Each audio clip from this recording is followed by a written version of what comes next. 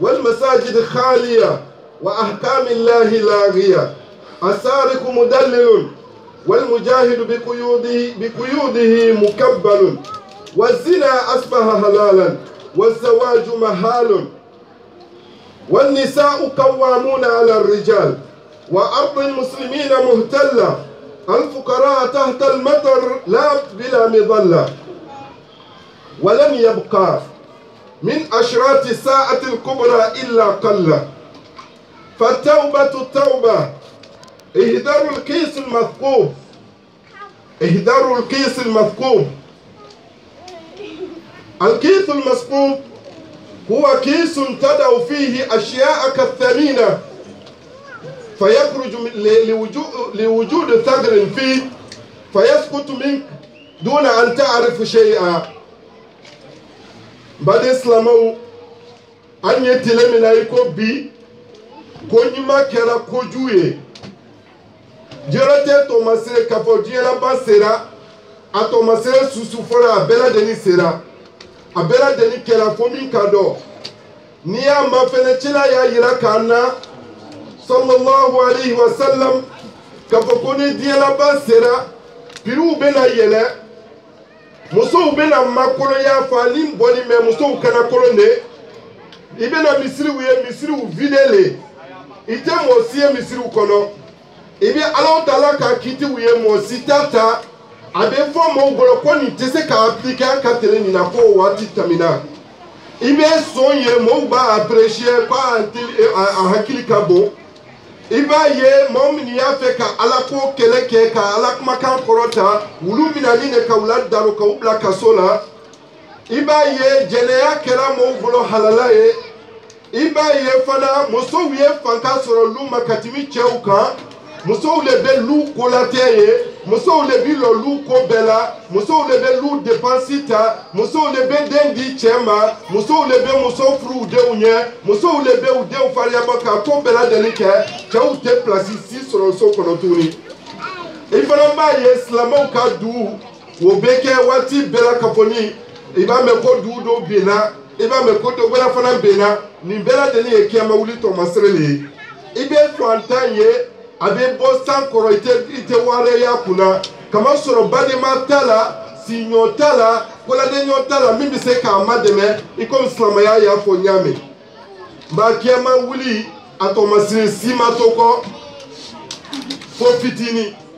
ani mune kaka wele ka tubi ka wa Allah Ta'ala ma ka anyere la se ko ka wa Allah Ta'ala ma ka anyere konte bo kasla Allah Ta'ala nye ka sia fana bele nyini ka Allah Ta'ala masoronti ala ka wole no ya nyala mo kra amen ba anye islam amraba batole karate ka sundo ka selike ka jabo kika sunju tun kika bade ya lada ka hina isinyo ni misikina uni fanta ula ba anye islam abe fo feme ma arabukana ko kisun makko wokoro ye muye boro mena soni boro le bi ebolo ibi ka fe unkemina nga wo bala I hakili matola ibe fefe ka kono wo be bo wo kele wo fana fe ka keduma ati munafanti ala ka kisi ka bo mala mo amen. As the Prophet Muhammad sallallahu alaihi wasallam said that when the end of the world is near, that the mosque will be empty, women will be the leaders in the homes, women will be the one giving their children out to marriage, and they will be the one taking care of the home. And when there are a lot of things that will be happening, that people who are standing behind Islam will be caught and put in prison. A lot of bad things will be happening. Thieves will become leaders when those times are coming. And then that's some of the time that we should realize that the end of the world is near. So what we should do is our duty is that we should always be good Muslims, take care of the poor, take care of our homes, and teach our children the good character and be a good Muslim. إياكم يا عباد الله أن تهذروا من الكيس المفقود. تتودع وتحسن وضوءك لكنك تسرف في الماء كيس مثقوب تتصدق على الفقراء بمبلغ ثم تضلهم وتضايقهم كيس مثقوب تقوم الليل وتصوم النهار وتطيع ربك لكن كاتئ الرحم كيس مثقوب تصوم وتصبر على الجوع والعطش لكن تسب وتشتم وتلعن كيس مثقوب تلبسين الطرح والأبايا فوق الملابس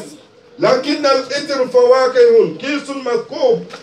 تكرم ضيفك وتحسن إليه لكن بعد خروجه تغتابه وتخرج بمساوئه كيس مثقوب أخيرا لا تجمعوا حسناتكم في كيس مثقوب تجمعونها بصعوبة من جهة ثم تسقط بسهولة من جهة أخرى يا رب أسأل لي ولكم ولأحبة الهداية والغفران بعد إسلامه أبي فمي ما كو برو وما يمويه ebe iba kabara nyima uke e kabara nyima kera me ye kubra makake membile la perdi bara nyima ni vera de ni sanala afani islama ye kwa ya serijita konyuma ni bi serijita konyuma afani islama ye kuni be ji la bare la tusrifu fil ma wala kunta ala bahrin jari kwikali janati mi jiro ikana jiro no hali na ya soro kuye kolero kuma ni koro emuye ni islam abelebele bi ko susuke jiye selita ni emiseli yalile me adate ni kele diorate ko bela denine ni be bara susuke ibi jiga ikana ke danatimina ikana dese ikana ke danatimi fanana ebi selita me be jilo rono ko ewobe ke sabuye obe dobu ka selji braila ebe seraka bo fanta unye ibe hine misikina ula ibe hine mo jeseni ula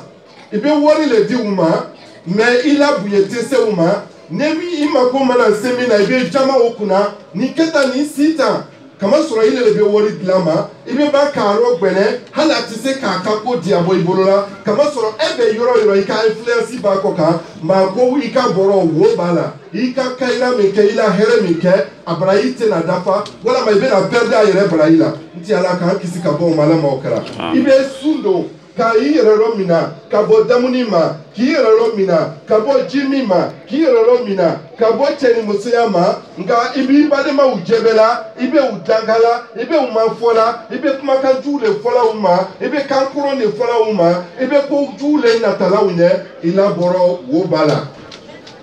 Esklamator, ika lola dia, iki bolo si mokro, kaka lola jitie, ika la nene, ika la ero dama, ika domni dama, ika kodia dama, nimbera deni keranye, abo ika sokono, defo susubala ebora kanibefo mounye, kaka defo ufo, kakoma ufo, faka sani rebetane,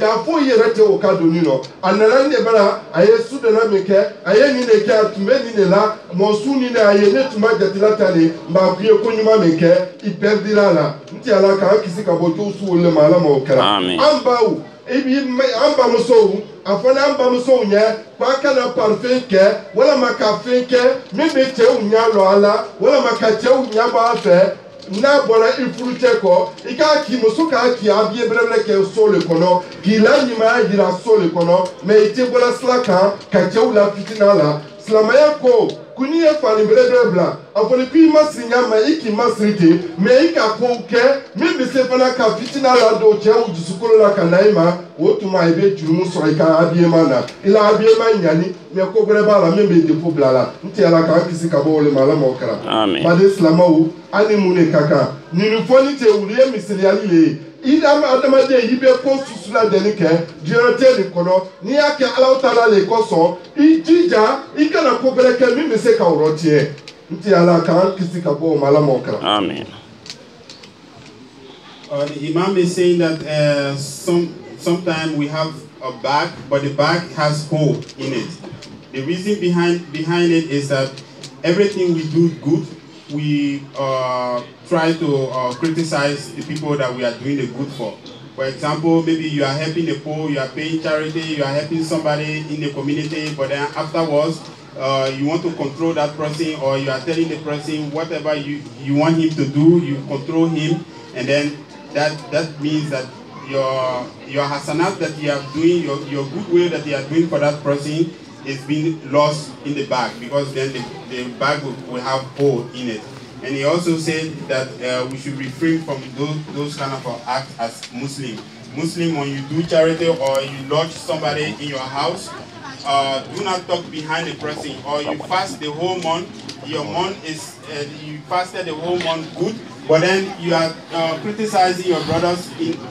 doing your fast. You are talking behind them, and that's not good in the fast, and then it can lead to spoiling the fasting you did. So we should refrain from those things. And also advise to the women that when you dress, don't dress to excite men, because you're supposed to dress for your husband only, but not to excite other men. So when you dress nicely, maybe you have all the hijab and everything, but then your dress is exciting other men also, then your dressing is not nice. أقول ما تسمعون وأستغفر الله لي ولكم ولسائر المسلمين فاستغفروه إنه هو الغفور الرحيم.